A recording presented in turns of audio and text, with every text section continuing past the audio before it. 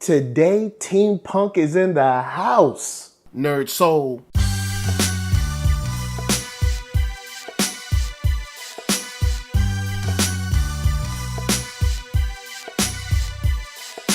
Late LK at OneYoungsta holding it down, bringing that StreetGeek and NERDSoul where we got hip hop and geek and we put it together. And today, my people, we are on thumbnails and that's everything animated. So of course we're talking about Voltron Season 5.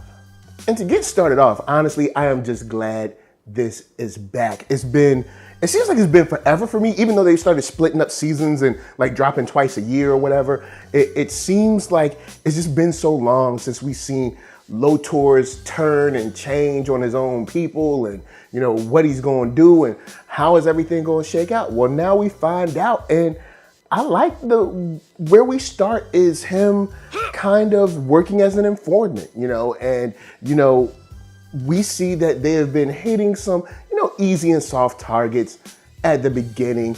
And it's almost what I expected. Because he would have to kind of like ingratiate himself. And Lotor did a pretty good job of it, man. He did a good job of being like, hey, I'm gonna be as honest as I possibly can. I'm gonna be open. I'm gonna let you guys know how I feel. Yes, I still want to run the Gara Empire, but I don't want to run it the way it's been run before. And I think that's good that he's at least straight up. You know what I'm saying? He's like, hey, look, this is where I come from. This is how I feel. I want the Gara Empire to, you know, be okay and to be strong, but it doesn't have to be oppressive. And, you know, I gotta give him respect for that. You know what I'm saying? Because he could have easily just shut down and not given them any information. But, you know, he showed that he was willing to share information and to be a part of the solution. Another big part of this season for me was the whole, you know, like the trade-off hostage deal. Because, you know, we all knew Zarkon was going to try to screw them over. We knew this. And Pidge, in my opinion, was way too hardcore about this whole engagement, this whole deal that they had coming on. Because it's like, dude, you know, this is Zarkon. When has there ever been a fair deal with Zarkon, man? I mean, besides like maybe when he was like little or something, but right now, this dude is one of the most evil, son. You can't trust this guy. And of course, double crossing he did. But the important part is that we got a battle between Lotor and Zarkon. And boy, was that impressive. I love the way they animated their movements, the differences between the way they both moved, and also the slight similarities because they are father and son. And I just liked how they had enough time to give to that fight. Because I've seen certain movies and shows where they would have tried to rush that on. But I feel like they gave that fight the time it needed. And especially the way the fight ended, they gave Lotor time to kind of like deal with it. And how it turned out. And it was something great to see on TV because I was wondering if they were going to let them fight or if they were going to do one of those things where it was like, you know, a sword hit and it's in slow-mo and then another sword hit or something like that. Kind of similar to what they did with some of the Voltron stuff. But they stayed in fluid motion and they really killed that, man. The animation was straight top notch and also followed up by the kind of diminished action, but still important battle between the 3-on-3 in the ship with the 0G and stuff. It added some levity into it because there was some comedy in there, but it was cool seeing them as a team taking on another team that was kind of trying to get back into the good graces, of course, of the Empire and, you know, going up and going down and going to zero gravity. I think they spent a lot of time on this episode and it showed. And one real quick thing I want to touch on before the jump is the witch, or, you know, Lotor's Ma Dukes. She is a little sweeter than we thought. Like, we just thought Homegirl had, you know, some witch styles. And she had a little fight in last season, or was it season before last, when she fought against Allura. But when those, like, assassins came after her, Homegirl came through. Like, dude tried to stab her. She was like, oh, no, you didn't.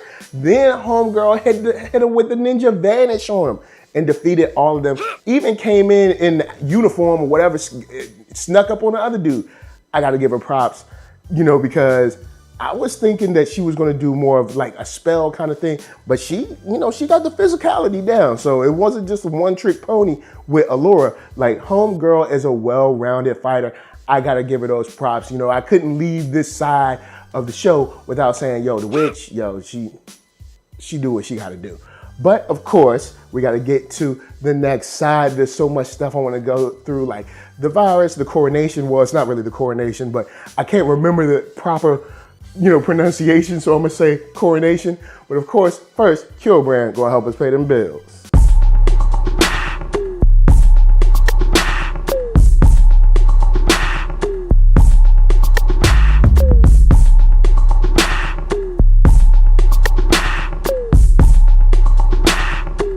Oh yeah, check that link below. Hats, shirts, hoodies, all that jazz. And once you find something you like, of course, cop it. Now, the new emperor of the, you know, of the whole Gara Empire has to go through this.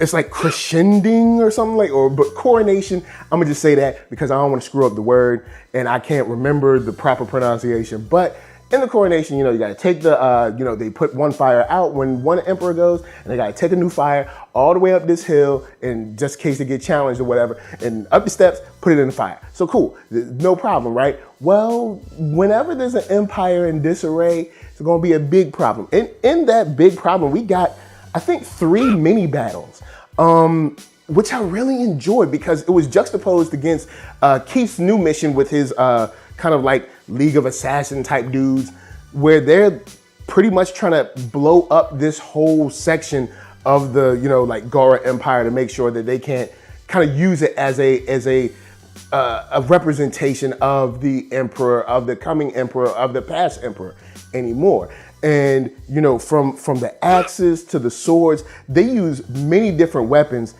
And this ends up being another really fluid, really fine detailed animated fight. And I gotta give it to the voice acting here. I don't know why it stood out so much here, because I guess maybe there was like more emotion in it because of the fighting. But here in this fight scene, there was a lot of emotion in the vocal tones, and also the animation shined through. I like seeing Keith come through with the Bayard, seeing like the gunfight on the inside, and also the axes and everything on the outside. And Lotor once again shows how sick he is, man. Like the sword will be floating in the air, he'll grab it, and it's yo, Lotor has the illest, fantastic skills. It's, yo, man, it is very, very impressive to see. And this is just another, it was just another display of some great animated action. And it also drove deeper, I guess, the wedge between the Empire as well. It worked very well to show how fragmented they really are. And now they're kind of like vying for position. You know, there's people that, of course, follow Lotor after he lit the flame, but there's also people that are like, hey, you know, we don't want to go that way. So we'll see how that ends up, because at the end of the season, we didn't really see a definite end to that. So maybe there'll be a Gara Empire and a new Gara 2 or something like that. But for right now, all we know is that, you know, there's some people that follow Lotor, some people that ain't too down with him at this time. But lastly, I want to touch on Orion and Lotor, and of course, Allura. Straight up, I saw Lotor. I see you, boy. I see you putting down that R&B loving on your girl, Allura. You know what I'm saying? You there. You know what I'm saying? You got the face markings. She got the face markings. You know what I'm saying? She looking pretty. You looking pretty. Y'all out on a mission together, holding hands. I mean, why not? Why not put down that smooth jazz on her? And smooth jazz he did, even though Lance was not feeling that.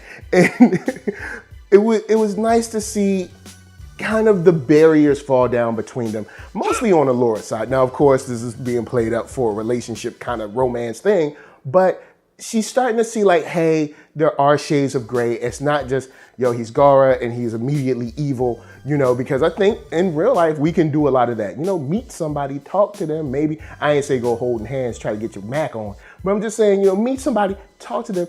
Maybe it's not just as clean cut as people may have told you as you were growing up, in this case, in Allura's case. So I do like that relationship growing to where maybe he can be the conduit for her kind of trusting the Gara Empire a little bit. And I mean, I know they got a history, so it ain't gonna happen overnight. But, you know, maybe this can open up the doors and the lines of communication so that maybe the Gara Empire can try to redeem themselves. Also, I do like the White Lion episode in a whole because I wonder where that's gonna take us.